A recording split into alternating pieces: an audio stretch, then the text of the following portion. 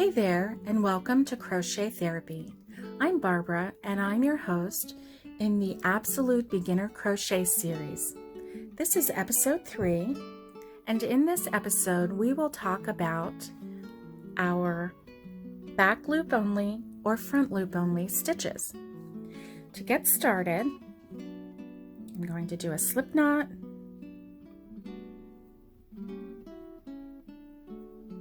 and a single crochet,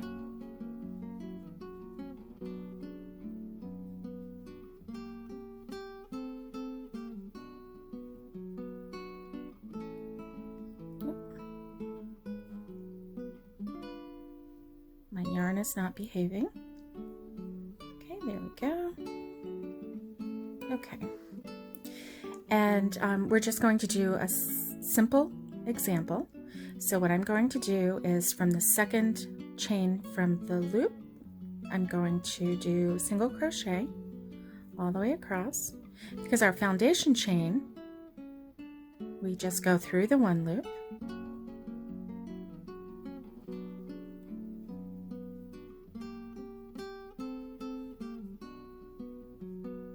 occasionally when you do projects, they will tell you back loop only, front loop only, and sometimes that can be a little confusing. So I'm just here to give you some knowledge about what that is talking about. This will be very quick and very simple, actually. Do you remember when we were talking about our chains and we're going to do one single crochet and turn our work, just like we always do, and we always ignore what's on our hook, and we ignore that first chain, and we always go into the first stitch. Now remember last time I told you we went into the whole stitch, so there was a whole V. But if we're going to do back loop only is the loop that's away from you. So when you look at this chain, or this stitch rather, you will see the V. Here's the V. So there is the V that's the closest to you and the V that's the farthest away from you. So back loop only is going through only the loop that is farthest away from you. And we're going to do just a regular single crochet. Back loop only. So instead of going through both of these and having a V, we're only going to go through the one that is farthest away from us. So basically we go down into that V and we push our hook forward to get the back loop only. It's not difficult, it's just a little bit different. Back loop only. Trying to hold this so that you can see.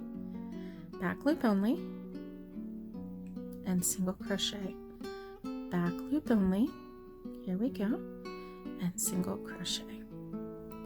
And what this will do is create a different kind of vibe on your stitches. It leaves kind of a line because that loop that on the V that we did not grab, it's still there and it's right there and it's making a line. And so it creates a design on our work. And there's times when we are doing a project where we need to have that line for whatever reason. Sometimes when we do the amigurumi, which is the stuffed toys, we need to have a line, we need to have a ridge so that we can bend the toy a certain way. Sometimes if we're doing a project that requires a ripple effect, then we will just continue with the back loop only, and then as we work whatever we're doing, it gives us kind of a ripple effect. It's really kind of a cool trick because it looks complicated, but it is super easy. Back loop only, again, back loop only, again, single crochet, back loop only,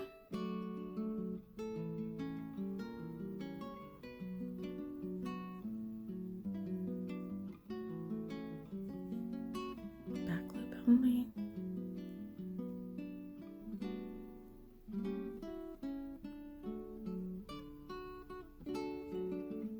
Obviously, the further you get on with your work, the easier it is. The closer you are to the foundation chain, a little more challenging it is. And then we have one more, which is hiding right there. And that is our back loop only. Can you see that little bit of a ridge right there? I don't know if you can see it. I'll turn it a little bit. Do you see that? That's really kind of cool. Now, here's the thing. If we do continue our rows with the back loop only, we will, I chain one, we will get a really cool ridge. And see, now that I've done the back loop only the one time, now it's easier. Do you see how that is just sticking out for me to grab? I don't know if you can see that or not. I'm sorry. I had my hands over here where I could grip it. I want to make sure that you see it.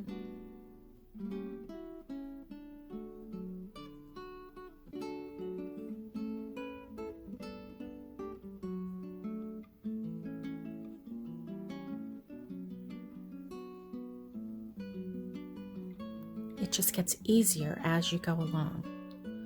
I love this stitch and I love how it makes that ripple effect. Really great for making hat bands and other things.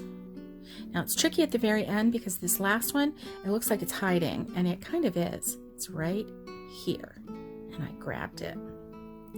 There you go. So now can you see that even better? Do you see how that's making almost like a ridge? I love that. So that is the back loop only, and it does make an up and down bridge, which is kind of cool. Now here's the thing. If we did a single crochet, turned our work, if we did a front loop only, that would be the loop that's closest to us, not the loop that's farthest away. At this point, either one is easy to do because we've worked a couple rows. And I promise, the further you go in your rows, the easier it will be. Now, if you're going to do a front loop only, you're going to ignore the loop on your hook. You're going to skip that chain that you did, and then you're going to go into the loop closest to you and do the same exact thing. This is the front loop. Front is front and center. Back is something that you have to turn and look at, okay? And so you want to make sure that you only get the back loop. Because when you're going through here, there's a hole and your hook just slips right on through. So you just need to make sure that you get the back loop only, or excuse me, the front loop only when you're doing this type of work. Okay, so front loop only one chain. See, there's the back loop, and there you go. Front loop only. So that's the difference between the front loop and the back loop. It's only one part of the chain. So our normal crochet, we go through both loops of that V. If the pattern specifies back loop only, we go into the loop that is farthest from us on that V. If it specifies front loop only, we go front and center to us, closest to us, part of the V. So this concludes episode 3 of our Absolute Beginner Crochet series. I hope you continue to join us. Next week we're going to do the double crochet and the half double crochet, which is really fun. I love both of those stitches, and I know you will too, because they're larger than the single crochet, and when you do the double crochet and the half double crochet, you find that your work gets done so much faster. Have a great day, be safe, have fun, and keep hooking.